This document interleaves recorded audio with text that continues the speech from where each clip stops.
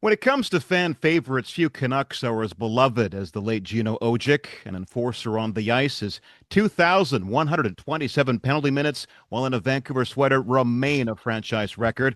But off the ice, he's been described as a gentle giant, a friend to all, and an inspiration to generations of Indigenous athletes.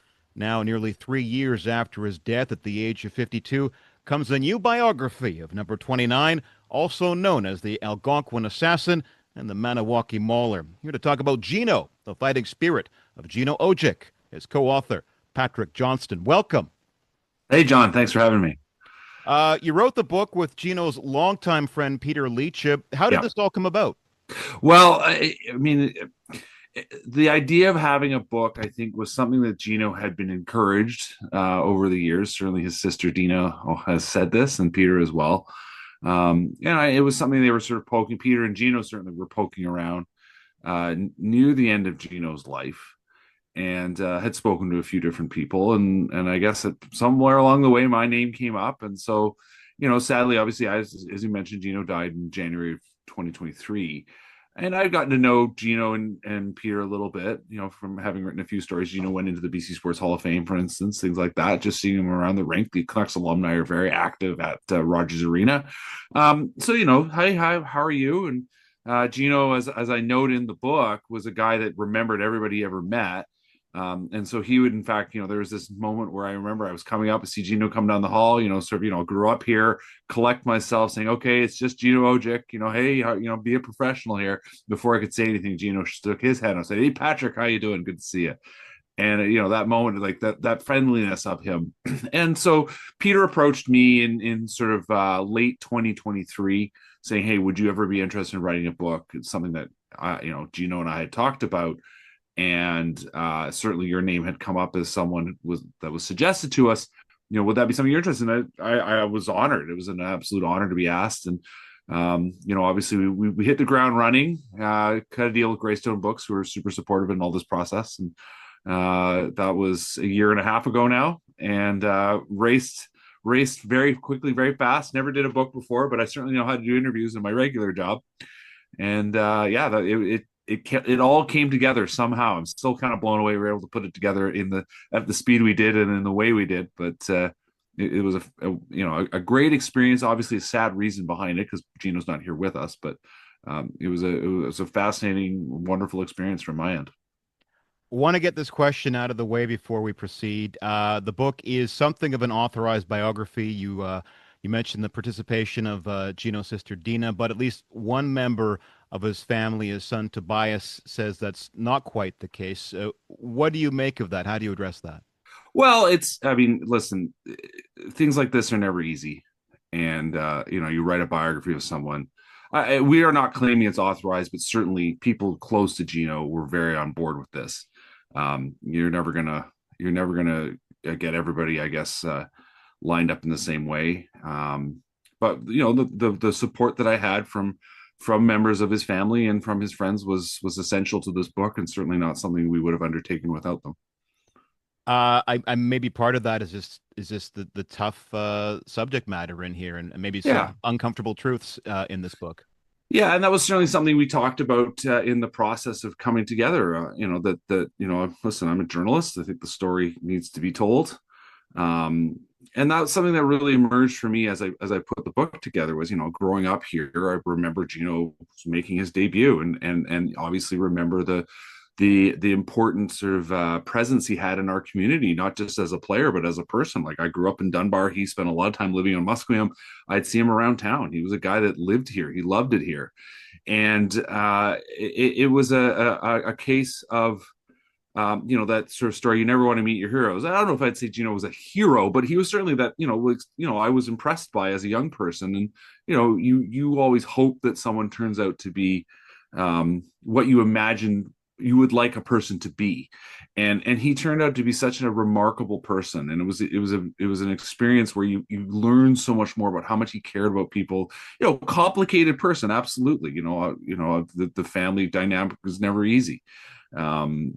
But his teammates, his friends, his family, they glowed about what he meant to them.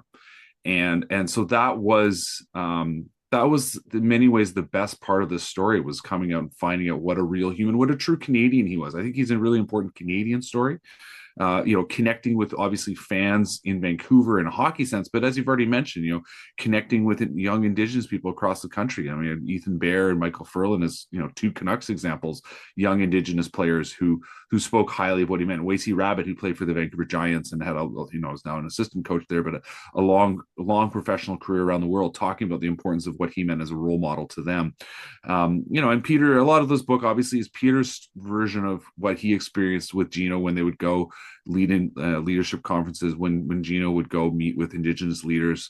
That what he meant to so many people was so huge. And so for all the nuances and all the challenges and all the sort of perhaps occasionally unsavory characters he might have spent some time with, the overall broad story is that this was someone who mattered, who made a difference, and made Canada better for being in it.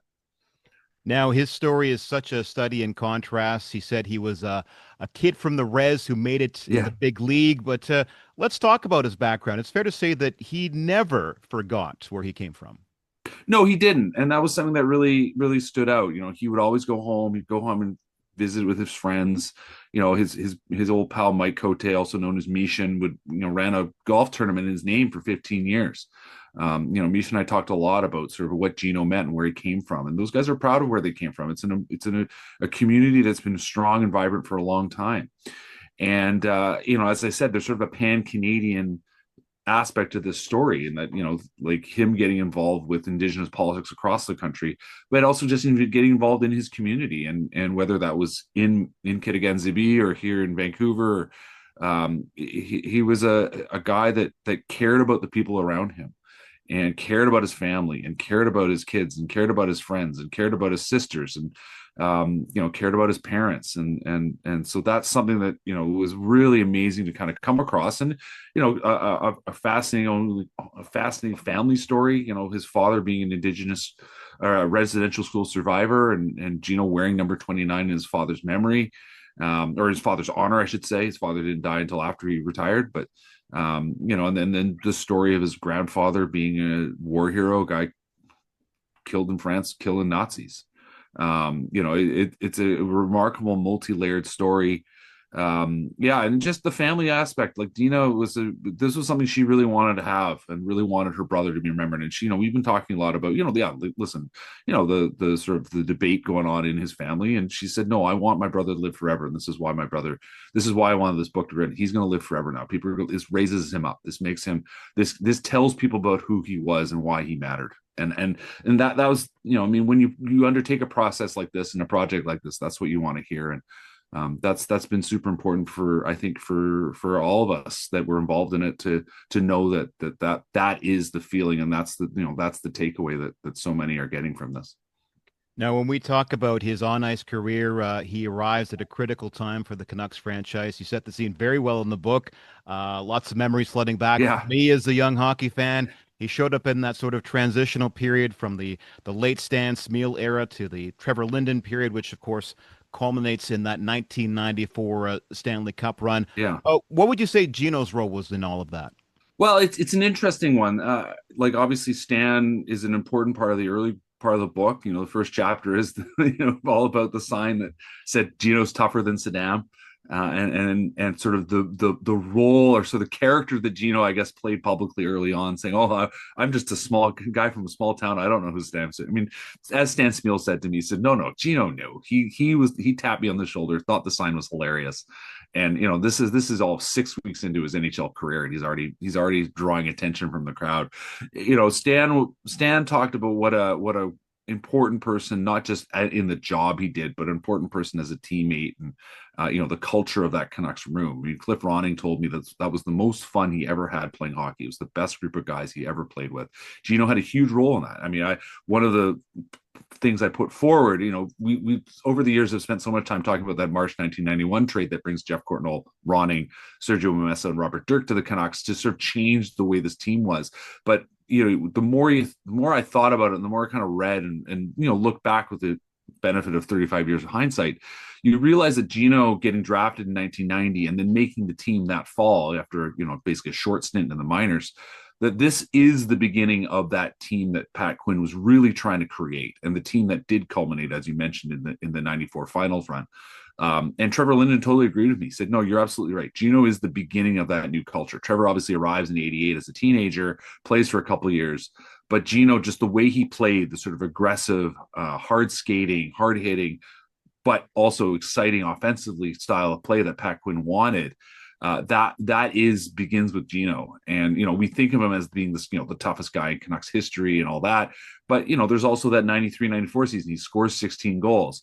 The end of that season for Gino is a bit bittersweet. He doesn't play a huge role in the playoffs, right? Like he doesn't play in the final against the Rangers. That was the other thing that was kind of fascinating for me from a work perspective. I got to go through our archives and look at the stories that were as they were reported at the time. And my old colleague Frank Luba had a great interview with Gino during the final where he said, basically how, and Gino's like, I just got to be ready. Like I whatever personal sort of frustration or heartbreak, because he had talked so much about wanting to be seen as more than just a tough guy, and how much he, and especially that season, like I said, he had started the season on fire. I think 14 goals before Christmas. He was a guy that was very proud of what he brought to the game, the role he played, the importance or the importance of sort of his character for his teammates. He knew that role. He had realized that quite early on in his hockey career, that he could be that kind of extra guy that help sort of keep the mood going forward, even in the tough times. And so that was the thing. He played a role behind the scenes. And, I asked Cliff Ronning at one point, I said, like, Cliff, do you think Gino, was he disappointed he didn't get played? He said, and Gino or Cliff basically said, honestly, if he did, he never let it on. He was one of those guys. And certainly his teammates, as I think I've said, that his teammates that, they thought of him as a guy. He was on that team. He was part of that role. And he certainly was. I mean, and the fans loved him. And of course, there's then the story goes on from there to talk about sort of the difficulty he has the next season, personal life, and then basically the lockout, which gives him nothing to do. And so he's drinking too much. And, obviously people remember the craziness of that Blues series and him skating around chasing Glenn Anderson. That's the kind of thing that did leave me a bit sad. I would have loved to have talked to Gino about that in hindsight, because I'm not sure I'm not sure he was proud of that, because of where he was at in life and where things took. And of course, he took his journey of healing from Calgary to Vancouver that summer, which really, I think, pushed him forward. He'd been involved with sort of youth hockey camps. Ron DeLorme, the longtime Canucks scout, talked to me about that. But that's kind of when he steps forward into a new phase of his life in terms of being more than just a hockey player, and being a true leader in his community as an Indigenous person, and connecting with young people, and recognizing that, as you said, here's this guy who would always say, I'm just a kid from the res.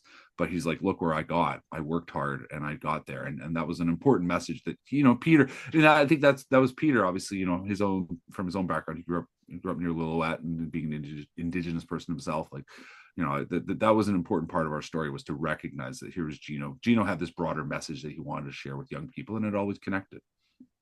You mentioned that 16 goal 1993-94 season, made possible by a line mate, a certain number 10, Pavel Bure. Describe to me that sort of unlikely alliance that those two formed, because you couldn't find two guys with two more different backgrounds than Pavel Bure and Gino Odjick, and yet they got along famously on and off the ice. Yeah, there's a story we have in the book that Gino told Peter at one point, which was very early on. Pavel's sort of frustrations with Canucks management were almost there from the start. I mean, obviously he and his father and his brother essentially escaped the collapsing Soviet Union in early September 1991, and end up in LA, kind of surprising the Canucks. There had been sort of a process going forward. They were going to have to, they had assumed that they would have to, engage in a full-on sort of transfer move, as they'd done with Igor Larionov and Vladimir Krutov, having to essentially pay for the rights. And they were not excited about that, given how things had gone with Krutov. But Bure shows up in LA. He's like, I'm here. Of course, in those days, the sort of diplomacy of it all was complicated. And, he waited for a month and a half, 2 months almost, to get to Vancouver and make his debut. So, there was some frustration there. And then there was sort of there was issues with his contract that he wasn't happy about. And so the story is essentially that, post game, Pavel goes and sort of tries, I guess, to talk to Pat Quinn about it. And Pat gives him an answer he's not happy about. So he's coming down the hallway looking frustrated and punches the wall. And Gino basically says to him, next time do it like you mean it. And although Pavel wouldn't have spoken English that well at that point, it clearly connected with him, and they quickly became friends. I mean, Gino had been a guy in practice helping Pavel sort of say, here's what we're doing, showing him what the drills were. And certainly, most of them would have been reasonably familiar, even if the names were different, the language was different, sort of the purpose would have been familiar to Pavel. But nonetheless, Gino sort of as this guiding guide for him. They became two guys that connected quite quickly. And I spoke to Pavel about coming to Vancouver and what Gino meant. And he just, more than anything, was just, here's another young guy. A lot of the team was a bit older, did have family or kids. Here were two of the younger guys on the team, and they just connected. And Gino said, "Hey, let's go eat here." They would go to restaurants. I mean, obviously they would go out. Gino was famous for going out to nightclubs and things like that. Pavel sort of downplayed that part of the story, but the truth was that there was a connection there, and they just enjoyed each other's company. And in a way, coming to a new place that's very different from where they're coming from. Pavel obviously coming from this, first of all, completely different sort of economic system and culture in Moscow, and this massive city. I mean, Moscow, even under Soviet rules, this massive city with all kinds of big city things. Coming to, let's be honest, Vancouver at the time, pretty small place in relative terms, but a lot bigger than where Gino came from. So Gino's kind of coming up, Pavel's kind of coming down, and they met in the middle and experienced this new place. And obviously Gino, again, I mean, Gino, grew up in Canada, grew up in Quebec, 2 hours north of Ottawa, he plays hockey, there's all the kind of standard Canadian stuff, but nonetheless, he came from a different part of Canada, and Vancouver, as we know, runs, even then, things, the vibe and the pace of life was very different from where he grew up. And I mean, just as a side note, it's certainly in the long run, that's clearly why Gino loved living here. It very much matched the sort of his worldview and sort of interest in how to live and whatnot. And a guy who did end up becoming quite the sort of fan of sort of multicultural food. I mean, his favorite food was Chinese food. He would order it from, I assume, Simon's Kitchen on Dunbar. But just a guy that like wanted to hang out. And then Pavel, who does have a bit more of a, as we would say, a cosmopolitan outlook, and a man who'd been around the world, even if he was young. There was sort of this interest, let's try this, let's go out, spend some money, have a bit of a fancy meal. And they would do that. And they would go to the cannery, and Kumi Kimura, who became Gino's business manager, especially with the golf course, and is now still involved in his life as the manager, or as the executrix of his estate. That's how he got to know her. She was running the cannery back in those days, or was working there anyway. And so his life just became such a sort of layered Vancouver story. And while Pavel was here, Pavel became part of that story because of Gino. That in many ways, Pavel, who was sort of famous for craving his privacy or valuing his privacy, and if he was out, it was because of Gino, and people would see the two of them together all the time. It was a really fascinating, dynamic friendship, the kind of friendship we should all hope that we have at some part of our life. Now, Gino had many health struggles, both mental and physical. The last decade of his life was particularly challenging, and the back end of the book goes through all of that. What did he go through specifically? I mean, there's, first of all, the mental health aspect. He dealt with head injuries, and got pounded in the head, and the sort of balance of the evidence shows that getting hit in the head is not good, and has been linked to CTE, which we know a lot of football players, a lot of hockey players have been found to have been living with. It's something you can only truly confirm in death. Gino's brain in the end was not examined, but certainly his doctors believed that was something he was dealing with. It leads to all kinds of sort of later in life health issues in terms of it can lead to dementia, it can lead to all the sort of related sort of mood and behavioral problems that can come with that. He was very anxious about that. Peter tells me, or Peter, and we write in the book, like he saw the deaths of Wade Belak, Derek Bugard, and Rick Rippon in the summer of 2011, and that really shook him. And the year before that, it was Bob Probert, who didn't die of died by suicide. He ended up having a heart issue, but even then, like there were challenges that all his kind of peers had been facing, and that really made him nervous. But yeah, for a number of years post career, he was really struggling. Like he had a really hard time. Spoke with his partner at the time, Caroline, and she said, "Listen, he tried really hard as a father, but he was dealing with so much that it was really hard on us as a family with their young daughter." And he struggled with mood swings, with bipolar. He ended eventually diagnosed as bipolar. There were some sort of issues with medication for a time that affected how he handled other people. Finally kind of stabilized. By the time he stabilizes in early sort of late 2023, or sorry, 2013, I should say, all of a sudden another problem emerges, which is that he had a genetic heart condition, that he essentially has a heart attack. And they all of a sudden determine that he's dealing with known as AL amyloidosis, which is basically a condition. It's not cancer, but it's basically a genetic defect. Means that proteins start getting produced and deposited, in his case, on his heart, and his heart basically started turning into leather, and was struggling to beat properly. And when he was initially diagnosed, he was given months to live. It's a condition that's still very serious. It was very serious then. It's a condition that had been known for a long time. But then it sort of emerges that there's been some treatments. They've been trying a particular chemotherapy drug called bortezomib. And so I learned a lot about that. And they put him on this medication, on this chemotherapy, which was obviously devastating. Chemotherapy is devastating to your body. You're literally poisoning your body.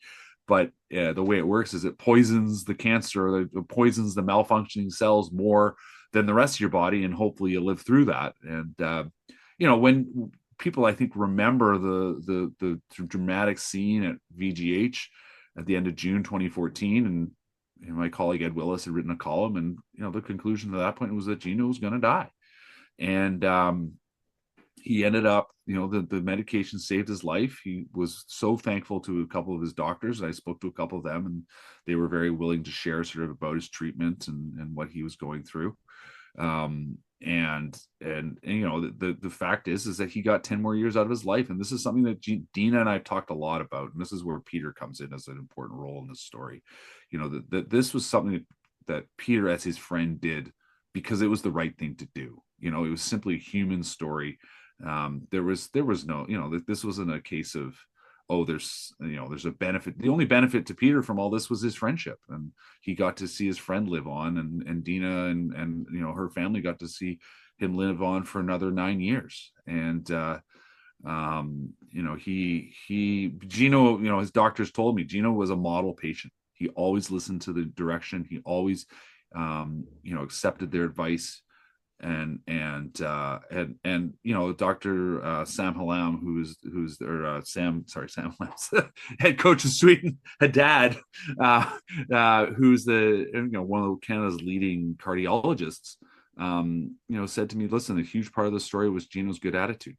That as so often doctors will tell you, the number one thing in any sort of health crisis is the sort of quality of your spirit, and whether you're keeping yourself upbeat. And he said Gino was incredibly upbeat and was well supported by his family. His family was super important in that process. And so got another 9 years. And that was, they weren't easy, but he still got 9 more years out of his life. And obviously in the end died because, I suppose, as I said, his heart was perhaps too big.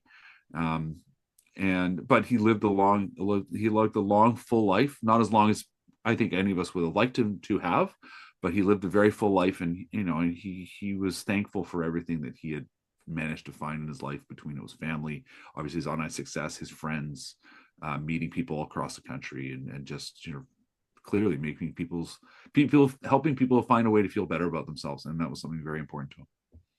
We talked about this a little bit earlier, but he leaves behind an incredible legacy, inspiring generations of Indigenous athletes. We mentioned some of them. How do you think Gino should be remembered? I mean, he should be remembered, as I hope we capture in the book, as this person who cared about everyone around him, who respected those who respected him, who believed in people, and he believed in people being able to to sort of find their way in the world, to sort of see the chances in front of the opportunities in front of them and seize them. That, you know, look, as he said, he had achieved so much, and he was a nobody in his own view, which is, you know, ridiculous. He was this incredible personality who made great choices, you know, made some not great choices, but his life was on the whole a positive, uplifting thing, and he made people feel better, and he was always willing to meet with people, man, no matter who they were. You know, that we should try to live the way he lived, which is to listen, to care about those around him, to not sit in judgment before before figuring out who this person is. That if you treat people very much the golden rule, right? Like he treated people as he wanted to be treated, and the world was a better place because Gino Odjick was in it. The name of the book is Gino, The Fighting Spirit of Gino Odjick. It is published by Greystone Books. My thanks to co-author Patrick Johnston. Thanks for having me.